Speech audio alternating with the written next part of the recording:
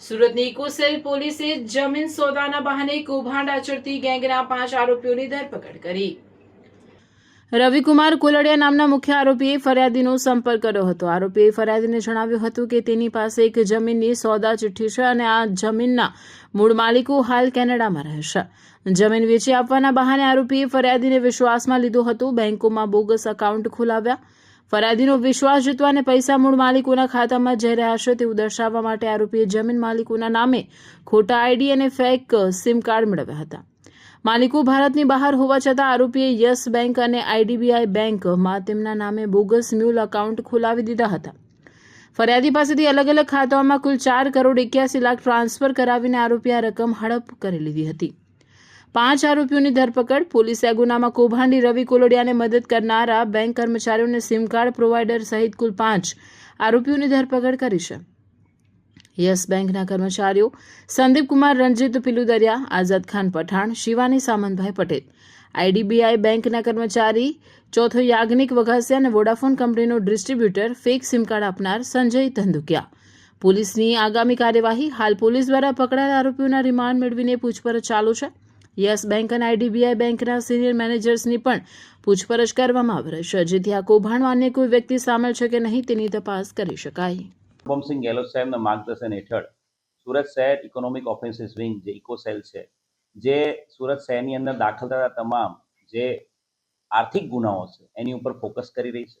અને આ જ અનુસંધાને સુરત શહેર ઇકોનોમિક ઓફેન્સ વિંગ દ્વારા એક ખૂબ મોટી સફળતા જમીનના કેસમાં છેતરપિંડી કરવાના ઈરાદે જે મૂળ એકાઉન્ટો ખોલી નાખનારા જે કર્મચારીઓ છે, બેંકના કર્મચારીઓ, અને સાથે મૂળ એકાઉન્ટ ખોલવા માટે જે સિમ કાર્ડ આપનાર જે સર્વિસ પ્રોવાઈડર છે એની ધરપકડ કરવામાં આવી છે। બનાવની જો હકીકત કહીએ તો એક આરોપી છે રવિકુમાર કોલડિયા। આ રવિ કોલડિયા જે ફરિયાદીને મળ્યો હતો અને રવિ કોલડિયાએ ફરિયાદીને એવું કહ્યું હતું કે મારી પાસે એક જમીન છે, એ જમીનનો મારી પાસે સોદા ચિઠ્ઠી છે અને આ જમીન હું તમને વેચી આપીશ। જમીનના જે ઓરિજિનલ માલિક છે, આ માલિકો અત્યારે કેનેડામાં છે, પણ એ સોદા ચિઠ્ઠી મારી પાસે છે અને જો તમે જમીન ખરીદવા માંગતા હોય તો હું માલિકો સાથે તમારો કોન્ટેક્ટ કરાવી આપીશ। અને આ રીતે ફરિયાદીને વિશ્વાસમાં લઈને આરોપીએ સૌથી પહેલાં તો ફરિયાદીને પ્રોપર વિશ્વાસ આવે એના માટે ફરિયાદી જે જમીનના માલિકના અકાઉન્ટમાં પૈસા નાખે એ આશયથી, અને એને એવું બતાવવા માટે કે અકાઉન્ટ છે જમીન માલિકોના જ છે, એ આશયથી જે 3 જમીન માલિકો છે એ 3 જમીન માલિકોના ખોટા અકાઉન્ટ, ફેક આઈડી અને ફેક સિમ કાર્ડ દ્વારા એ 3 જમીન માલિકો એ જાણતો હોવા છતાં કે 3 જમીન માલિકો કેનેડામાં છે, એમની પ્રેઝન્સ અહીંયા છે જ નહીં ઇન્ડિયામાં, તે છતાં એ 3 જમીન માલિકોના યસ બેંક અંકલેશ્વર શાખામાં અકાઉન્ટ ખોલી નાખ્યા હતા। અને એ અકાઉન્ટ ખોલવામાં જે યસ બેંકના એના કર્મચારીઓ છે એમણે મદદ કરી હતી। અને ત્યારબાદ એ અકાઉન્ટોમાં એણે જે ફરિયાદી છે એની પાસેથી બેંક અકાઉન્ટમાં એણે પૈસા લીધા હતા, પૈસા જમા કરાવડાયા હતા।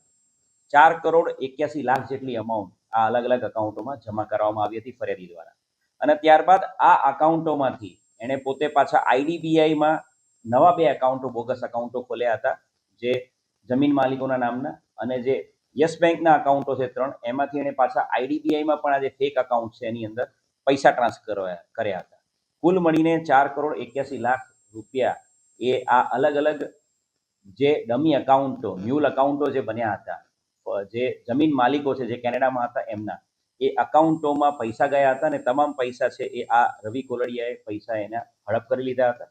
ફરિયાદીની ફરિયાદના આધારે આ સમગ્ર બનાવ અનુસંધાને ગુનો દાખલ કરવામાં આવ્યો છે।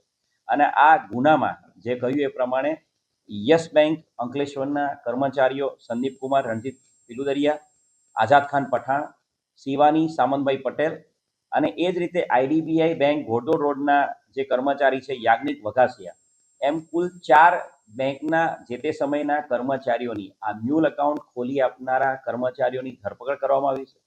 અને સાથે સાથે આ જે બોનાફાઇડ જમીન માલિકો છે એમના ફેક સિમ કાર્ડ બનાવી આપનાર જે વોડાફોન કંપનીના ડિસ્ટ્રીબ્યુટર એજન્સીનો જે ચલાવતો હતો સંજય ધંધુકિયા, એને પણ ધરપકડ કરવામાં આવી છે। કુલ 5 આરોપીની ધરપકડ આ ગુનાના કામે કરવામાં આવી છે।